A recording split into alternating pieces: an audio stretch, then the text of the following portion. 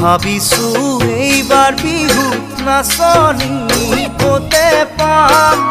তোমাৰ মা দেউতাৰা ঘৰত গৈ সুধি চাম। ভাবিছো বিহু বুলি উপহাৰ কিনো দিম। পাহাৰ বগাই বগাই কপৌ ফুল